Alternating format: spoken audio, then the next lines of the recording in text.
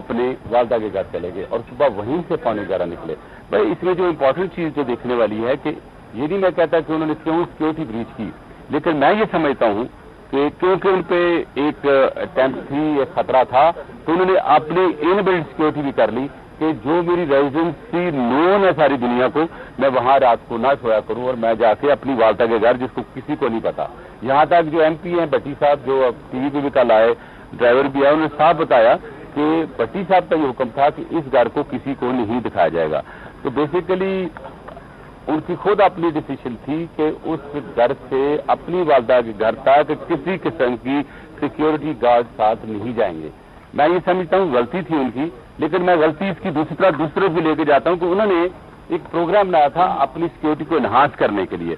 تو انہوں نے سمجھا کہ یہ 1.5 فرلانگ کا جو رستہ ہے، شاید یہ سیکیورٹی میرے لیے مسئلہ نہ ہو، میں روز آ جا سکتا ہوں. اور ریکارڈ کے مطابق اور انٹیلیجنس کے مطابق وہ تقریباً فریکوینٹلی ہر روز جایا کرتے تھے، مطلب سیکیورٹی کو چھوڑ کے اور کسی کو بتائے بغیر. بلکہ یہاں تک بھی جو ہمیں بعد میں تھوڑی انکوائری کی ہے کہ اگر انہوں نے کہیں ادھر سے نکلتے تھے، کئی دفعہ وہاں اپنے دفتر نہیں جاتے تھے، رستے میں ایک پوائنٹ پہ وہ منگوا لیتے تھے اسکارٹ کو.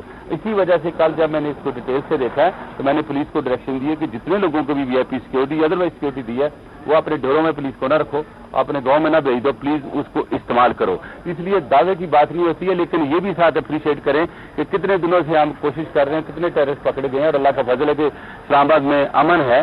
لیکن ہر چیز یہ چیز اگر یہ ہوتی، میں یہ بتاتا ہوں کہ سیکیورٹی لیپس ہوتا تو I offered myself for resignation frankly speaking, کیونکہ اگر کسی کو پروٹیکشن نہیں کر سکتا اس لحاظ سے تو I have no right to be here. اس لیے میں نے پوری پہلے انکوائری کی، تفتیش کی، اور بلکہ دوسرے انڈیپینڈنٹ ایجنسیاں جو ہوتی ان سے بھی کروائی.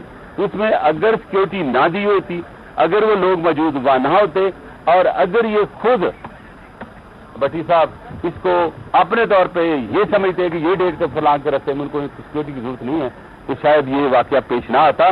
بیسیکلی اگر آپ دیکھیں تو یہ بڑی ایک ویل پلانڈ موو ہے پاکستان کی ڈیموکریسی کے خلاف، پاکستان کی انسانیت کے خلاف. تو ہو سکتا ہے ایسے واقعات اور ہوں. اور رات کو ہمارے پاس انٹیلیجنس الرٹ آیا کہ ان کے لسٹ میں کچھ اور لوگ ہیں. اس کو بجائے اس کے کہ ہم ایک نیگیٹیوٹی کریٹ کریں اور یہ کوشش کریں کہ فلاں نے فلاں نہیں کیا، سب کو اپنا کام کرنا ہے. میں سمجھتا ہوں میڈیا اس میں بہت اچھا رول پلے کیا کل کا، کہ کل انہوں نے حقیقت جو ہے دنیا کو بتائی کہ ایکچولی کیا ہوا. اور میں ایک چیز قوم کو ضرور باور کراؤں گا، انویسٹیگیشن از آن. جیسے پہلے ہم نے سارے کیس ریزالو کیے ہیں، انشاءاللہ اس کو بھی ریزالو کریں گے. ہمیں کافی کلو اچھے ملے ہیں، اور ان کلوز کے بیسس میں آپ کو بڑا سیف اینڈ ساؤنڈ طریقے سے کہہ سکتا ہوں ویل ٹیک ایکشن. لیکن ساتھ ہی ساتھ میں دوبارہ اپیل کر رہا ہوں، سارے جتنے اس وقت نون ہستی ہیں، پرسنالٹی ہیں پاکستان کی، وہ پولیٹیکل ہیں یا سوشل ہیں، ان کو ذرا اپنی احتیاط برتنی چاہیے. دیکھیں جو ٹی سی پی نے اور ہمارے دشمنوں نے مل کر ویسٹرن بارڈرز میں کیا، اور جس طرح انہوں نے ہمارے خلاف کارروائیاں کی پاکستان کو ڈی اسٹیبلائز کرنے کے لیے.